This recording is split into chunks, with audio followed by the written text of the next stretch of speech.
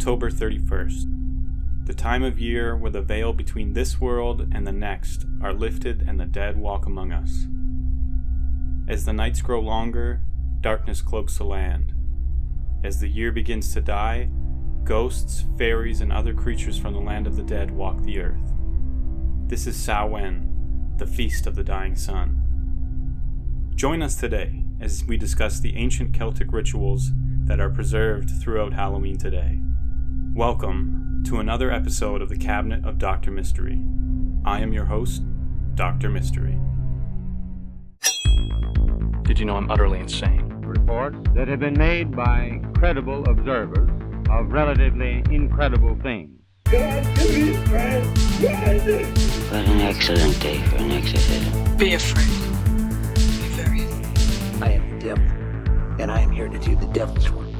Whatever you do, don't fall asleep.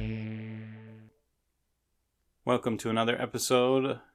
Hope you all enjoyed the last one. Hope you're all going to enjoy this one. For today's episode, we're going to be using a couple different sources, but our main one today is Halloween, The History of America's Darkest Holiday by David J. Schall. I also checked out the documentary Feast of the Dying Sun, which gets really sexual after only a couple minutes. Samhain was a giant orgy. That's basically how they describe it. They talk about couples coupling on the street. So it's a great documentary, but it's also really, whoever wrote it was really horny.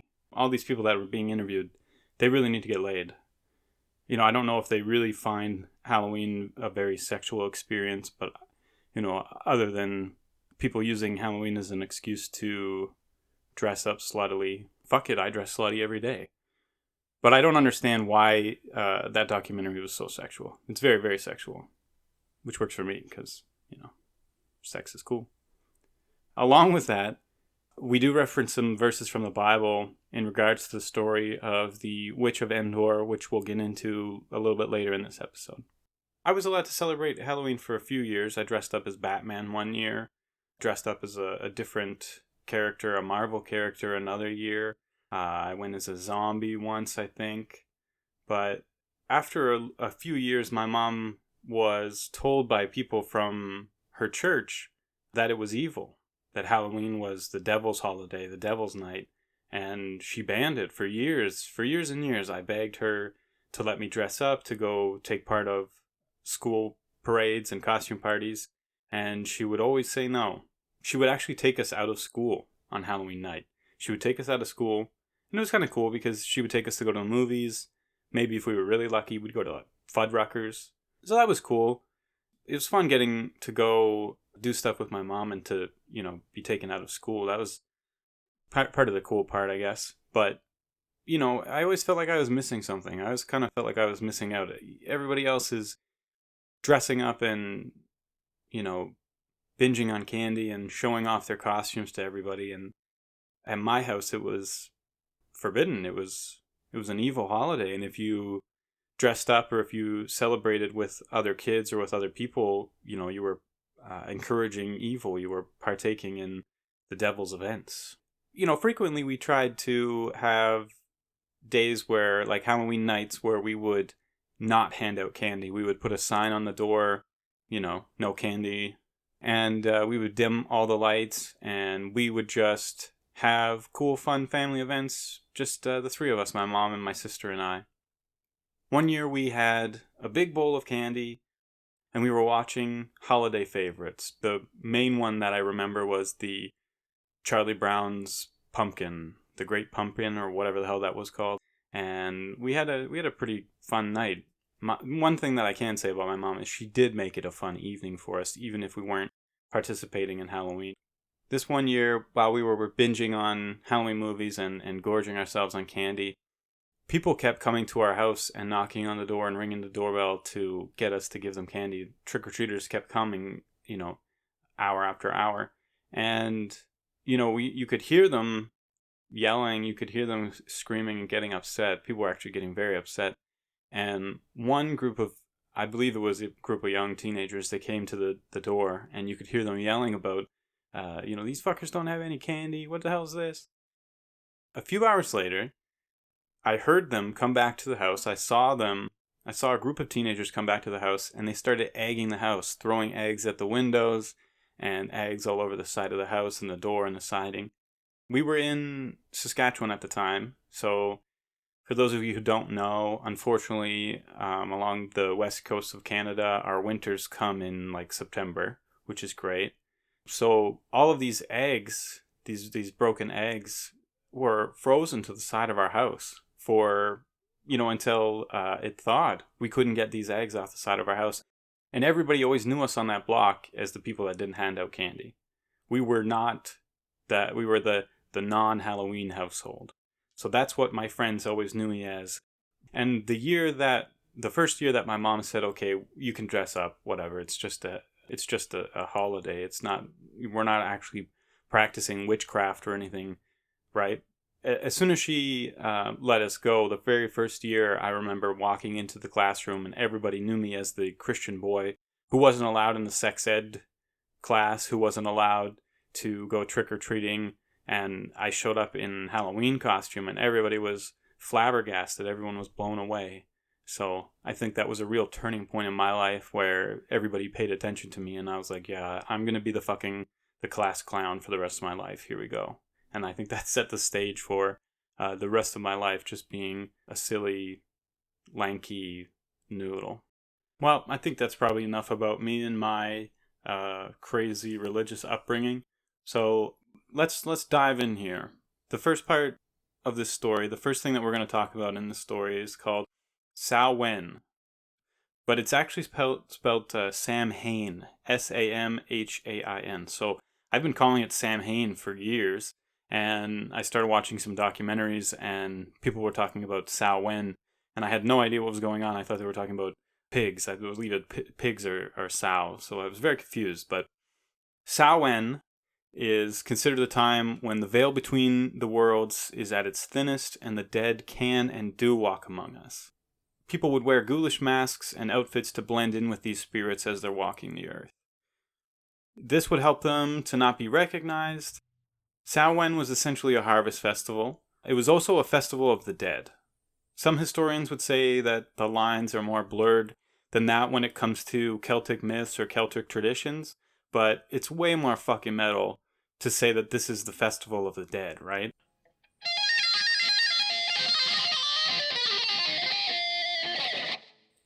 Samhain marked the death of the year, and as animals were slaughtered, their bones were cast into a large bonfires, or bonfires as we call them today. Pope Gregory I changed Samhain in the 11th century to a 3-day celebration from October 31st to November 2nd. So the first night of this holiday is called Hallows Eve. So Ean is an old derivative of evening or eve, and so All Hallows Eve became Hallows Ean, and then that became Halloween. So November 1st is All Saints' Day, followed by All Souls' Day on November 2nd. The Pope wanted to change Samhain so that it would fit in with All Saints' Day. He was hoping that with these changes he would convert pagans to Catholicism. Samhain is also known as a time when divination is at its most powerful. In addition to the less sinister traditions of bobbing for apples, many people still perform divination rituals on Samhain. These rituals provide knowledge of the coming year, whether it be through gazing into crystal balls and fires, or interpreting tarot cards and runes. One thing that I found that was really interesting was the history of fortune cookies. So for those of you who don't know, fortune cookies are little cookies that literally have a little script of your fortune on the inside of it, and you break them open and you eat the cookie and there's your fortune. But what they used to do was they used to take shelled nuts and they would put these scripts inside of the hollowed out shells. They would close the shells and they would put them in the fire. And on these scripts were, their fortunes or their horoscopes, but they were written in milk or some type of ink where it would only be revealed when it was heated up from the fire. So you would roast these shelled nuts on the fire, and then you would open up the shells and there would be your fortune on the inside. I thought that was a really cool little tidbit of history for you. Another thing that I found really interesting was bobbing for apples. Bobbing for apples has a bit of a steamy past. It's a little hot and bothered. Apples, apple peels, and even seeds have been used to peer into the romantic future. The most popular version of apple foreseeing was when women would secretly mark the apple before putting it in the water. You would put it in the water, and the woman's potential suitors would then bob for the apple, pulling it up with their teeth, and from that, future couples would be foretold. Another interesting apple scry technique would be when a young lady would try to peel an apple in a single unbroken strip, and then toss the peel over her shoulder, and when she looked at what letter the peel formed on the floor, this was the initial of her future husband. So this was, as you can see from the apples and the bonfires, this was a harvest festival. And the whole idea of this festival was that you're celebrating the end of the year and you're preparing for the coming year. So a lot of these farmers would slaughter their animals, or they would harvest their grain or their fruits, and they would offer them up to the gods as a gift. While we're on the subject of divination and witchcraft, I just want to briefly touch on the history surrounding witches. The majority of us have heard of the Salem witch trials, and we may focus on that in a future episode, but for today's episode, we'll just briefly touch on the history of witches and the Salem witch trial. Research suggests that throughout history, women who were scapegoated as witches were actually killed to uphold male supremacy and white supremacy. So if a woman rebuked social and economic expectations at the time, then they would be tried and killed as witches. You could say there's a lot of misogyny within the witch trials of the past, and there's even some trials that continue throughout the world today. As I said, the Salem witch trials were among the most prominent witch hunts throughout history. The infamous Salem witch trials began during the spring of 1692, after a group of young women in Salem Village, Massachusetts, claimed to be possessed by the devil and accused several local women of witchcraft. For years, people have tried to justify why the Salem witch trials occurred. People have tried to do research into just exactly why these women claimed to be possessed and why they were accusing other women of being witches.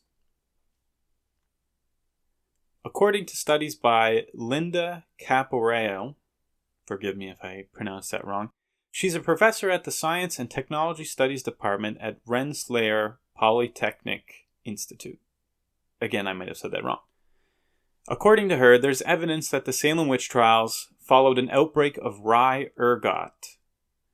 I thought ergo, who the fuck cares? I thought ergot was an interesting thing that I discovered in this research, because ergot has also been linked to dancing deaths back in ancient times, where there were incidents where people would literally just start dancing and they wouldn't stop until they died.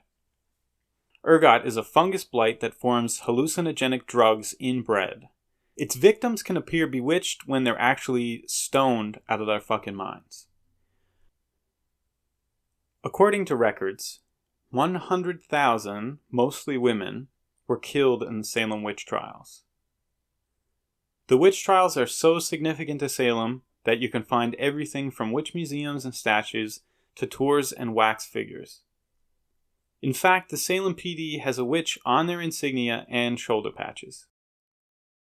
The first known account of a witch is in the tale The Witch of Endor. Now, I'll say this before I read this. I think, in my own personal opinion, that the Bible is the greatest work of fiction that has ever been written. That's my opinion. I think it is an amazing read. I think it is an incredible book. And I think it is the greatest work of fiction that I have ever read.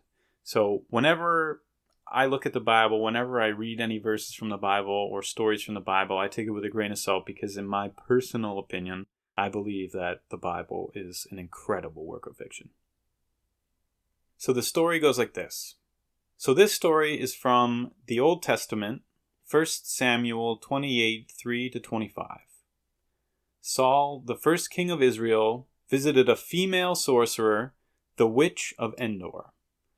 So although Saul had banished all sorcerers and conjurers from his kingdom, his concern and terror about the final outcome of Israel's battle against the Philistines caused him to ask his attendants to find him a woman who was a medium or had a familiar spirit.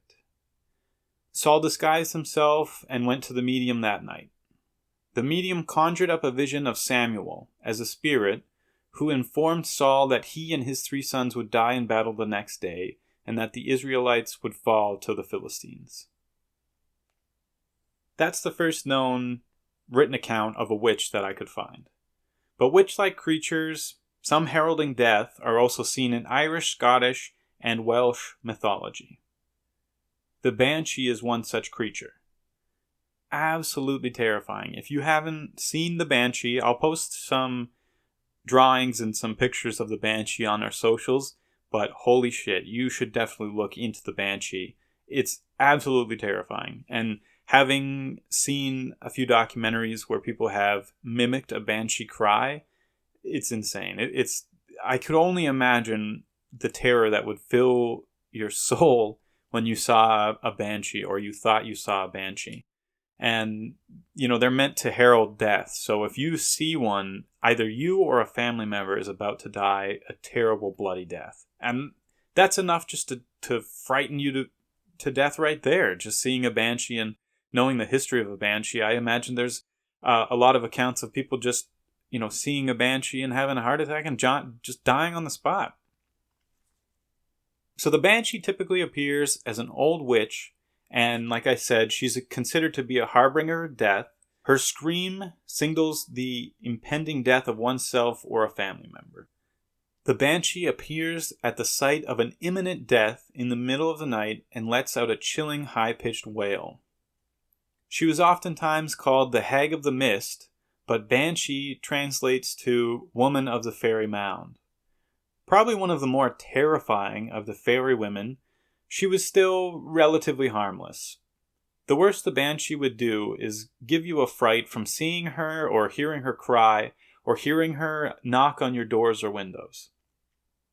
Now her sister spirit, the Lianshi, or the Sweetheart Fairy, she's somewhat more malicious. This spirit seeks the love of men. If they refuse, she is their slave, and if they consent, they are hers. One can only escape the Lianshi by finding someone else to take their place. Now, as time goes on, her lovers waste away because she lives on their life. So she's living off of their life force. They're sexually attracted to her, and they are absolutely infatuated with this woman. And she lives off of their life force, using their life force, sucking their life force dry until they die. So occasionally the banshee can appear as a young maiden, but that's usually just to lead you closer to death. So that's similar to that of a siren serenading a sailor to crash their ships on the rocks. Some historians say that the Lianshi is more of a figment of imagination, that the Lianshi is more of people heard about the banshee and they heard about an incident where the banshee was more interested in the man than the actual pronouncing of imminent death. So some people say that the Lianshi and the banshee are one and the same. Some people say that they're completely different, and some say that the Lianshi doesn't even exist and that it's something that was made up in a fictional book. So here's a few sightings of banshees over the years. Here's what a few people have described. An old woman dressed in black with long gray hair covering her face with a veil. An old woman with long white hair and red eyes dressed in a green dress. A deathly pale woman with long red hair dressed in a white dress. A beautiful woman wearing a shroud. A beautiful woman with silver white hair wearing a long shimmering silver dress carrying or using a silver comb. And perhaps the most gruesome sighting, a headless woman, naked from the waist up, carrying a bowl of blood. For those of you who listened to the last episode, you know that we talked about the old hag or the night hag from Newfoundland folklore. So a lot of individuals in Newfoundland are from Celtic or Irish backgrounds, and I believe that the banshee is actually another sighting of the old hag or the night hag. I believe that those people have taken those customs and they continue them to this day. They continue to see them. Whether or not this apparition is real, these people believe in it, and it's something that has been brought down throughout time, throughout history. One thing that's really common with all of these sightings is that this woman has long white hair and that she's usually carrying a comb or she's dressed in she's wearing a dress. Those are the most common significant factors in most of these accounts. Another Irish folk figure is that of Jack-o'-lantern. The tale goes that Jack invited the devil for a drink and convinced him to shapeshift into a coin to pay with. Jack decided he wanted the coin for other purposes and kept it in his pocket alongside a small silver cross to prevent it from turning back into the devil. Jack eventually freed the devil if he agreed to leave Jack alone for a year and not to take his soul to hell. During that year, Jack again tricked the devil to help him harvest fruit from a tree, carving a cross into the tree to prevent the devil from climbing down. Again, eventually Jack freed the devil after he convinced him to leave Jack alone for another 10 years. When Jack eventually died, God wouldn't allow him into heaven, and the devil wouldn't allow him into hell. The devil did, however, toss him a lump of burning coal from hell. He was sent into the eternal night with a burning coal inside a carved-out turnip to light his way. To ward off Jack-o'-lantern and other evil spirits, people began to carve faces into turnips, potatoes, and even beets. When this carving tradition was brought to America, we began seeing pumpkins used in place of turnips. One thing I found really interesting while researching the origins of Halloween was that of the tradition of trick-or-treating. So souling preceded trick-or-treating. A soul cake, also known as a soul mass cake, it was a small, round cake which was traditionally made for Hallows Eve or Halloween. It was also made for All Saints' Day and All Souls' Day. These cakes were made to commemorate the dead in the Christian tradition of souling.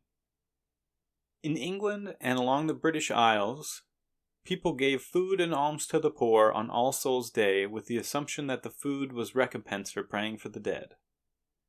Here's a common quote or saying people would recite while going door to door souling. Soul cake, please good missus a soul cake. An apple, a pear, a plum or a cherry, any good thing to make us all merry. 1 for Peter, 1 for Paul, and 3 for him who made us all. I thought that was really interesting how souling preceded trick-or-treating. People would go door to door and they would ask for a soul cake, and in exchange they would pray for the lost souls or the dead. And I thought that was really cool, because I'm fucking weird. There are many other instances of Halloween-like traditions across the world, including the Hungry Ghost Festival, Pchum Ben in Cambodia, and La Calabuzia in El Salvador. From November 1st to November 2nd, Mexico and parts of Latin America celebrate Dia de los Muertos, or the Day of the Dead. This honors those who have passed away. It's believed that the gates of heaven open up at midnight on October 31st, and the souls of children return to the earth to be reunited with their families for 24 hours. On November 2nd, the souls of adults come down from heaven to join in the festivities. I am definitely going to mess this up. Panganggulaula is a tradition in the Philippines in which children go door to door, often in costumes, where they sing and ask for prayers for those stuck in purgatory. Plenty of innocent traditions and events take place on Halloween, but you can certainly see a sinister side to the holiday as well. Halloween has long been known as a night of revelry and trickery, but one year, known as Black Halloween, had some cities seriously considering an all-out ban on the holiday. Some Halloween pranks, like the stealing of gates and placing farming equipment on rooftops, were harmless if not dangerous and immature. Others, such as removing manhole covers, or the incident where some young boys laid a stuffed figure on the tracks in front of a locomotive, were more menacing. malicious violence and looting on Halloween grew worse during the economic downfall of the Great Depression. Halloween in the year of 1933 was dubbed Black Halloween and saw hundreds of young men flipping cars, sawing off telephone poles, and engaging in acts of vandalism across the USA. To combat this overpowering slew of Halloween pranks, communities banded together, and along with distributing candy to quell the tricks, they created haunted ghost tours, haunted houses, and parties, carnivals, and costume parades to keep the kids out of trouble. For the most part, this worked.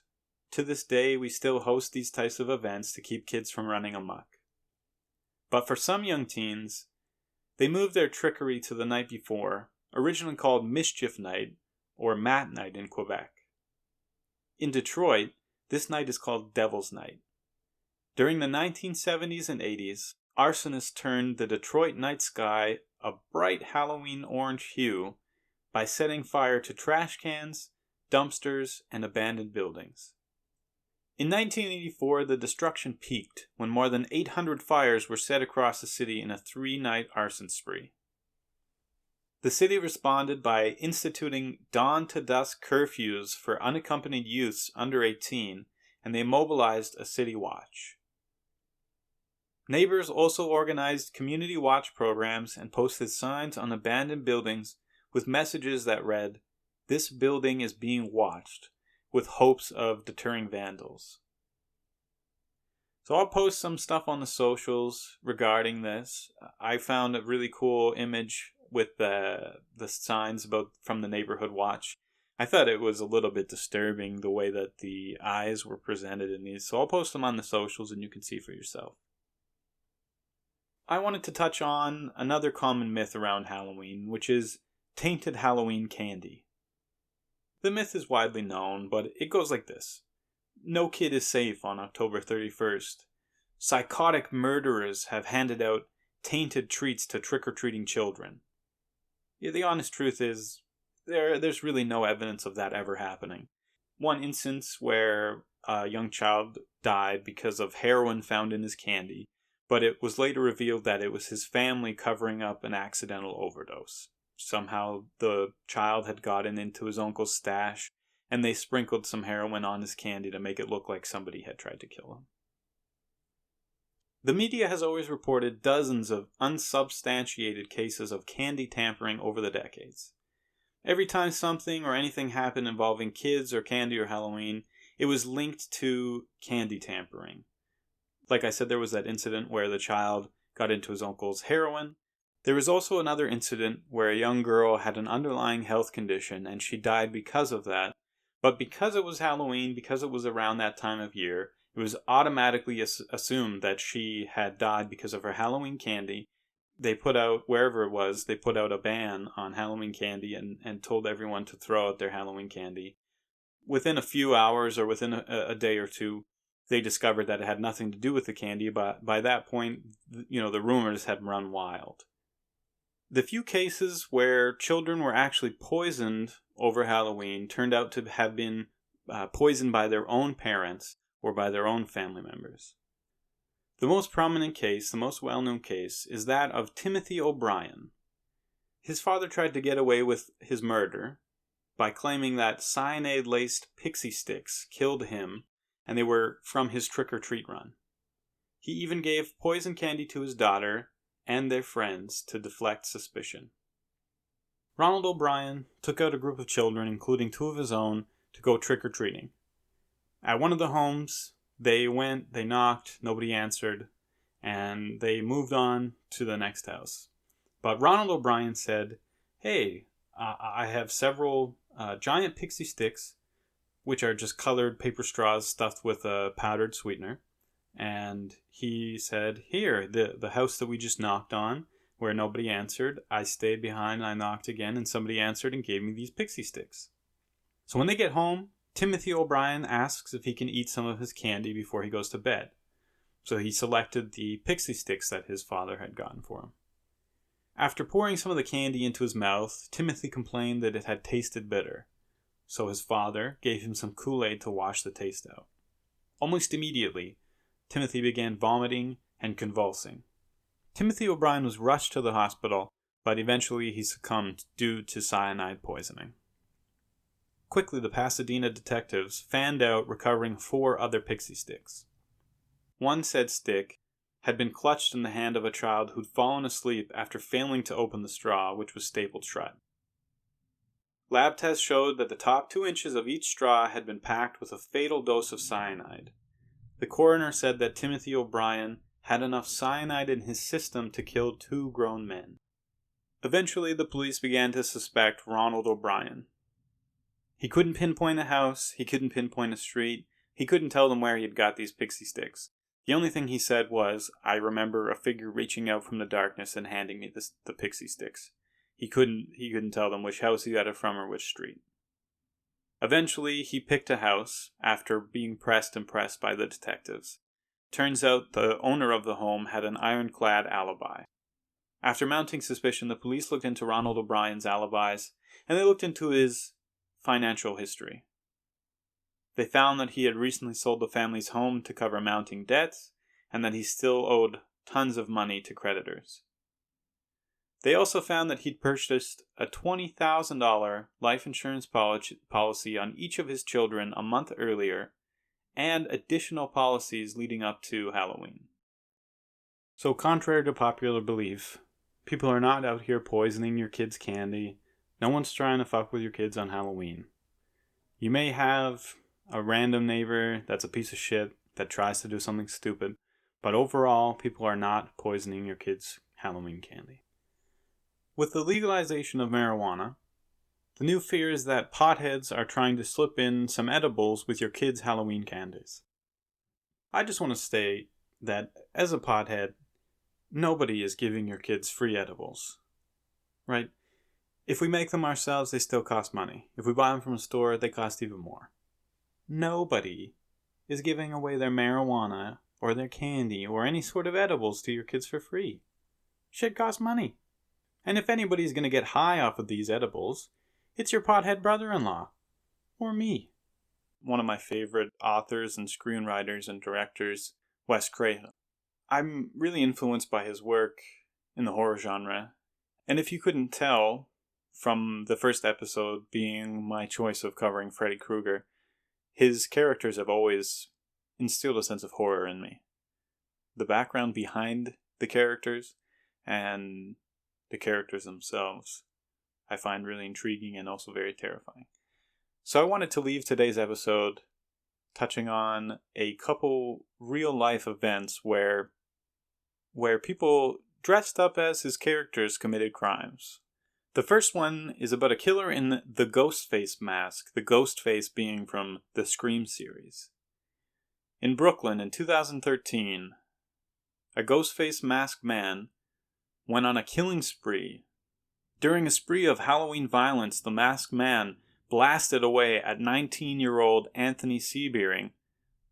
Police described the assailant as a black man in a camouflage jacket, ski cap, and yellow boots wearing the Ghostface mask. In addition to the first victim, the man shot 3 others and killed 1.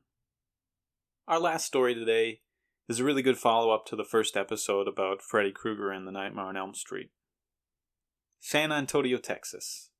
A Halloween party turned violent when a man dressed as Freddy Krueger pulled a gun from his costume and opened fire on the crowd, shooting 5 people. You have the whole Freddy costume and you're going to use a gun? I don't think that anybody should go out and commit acts of violence, but if you're going to dress up as Freddy Krueger and you're going to commit acts of violence, then you should use those fucking knives, man. Why are you using a gun? Have you never seen the movie? Using a gun instead of knives while you're wearing a Freddy costume to commit acts of violence, it feels like a squandered opportunity. I feel like the worst crime here is that this guy really deviated from the character that he was in costume in. Is that ruthless? I don't think those 5 people died. I think the worst crime here was that he used a gun instead of using knives to commit his attack.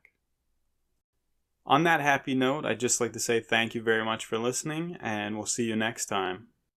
This episode is produced by Death Hotel Creative, hosted by myself, Dr. Mystery. To view more, visit us at notwhatwesay.com or check out our Instagram handle at Cabinet of Mystery. Please leave us a review if you enjoyed the show, and let us know what topics you'd like to hear in the future. You can let us know either on the socials or at cabinetofmystery@gmail.com. Thanks again for listening, and please subscribe for more episodes.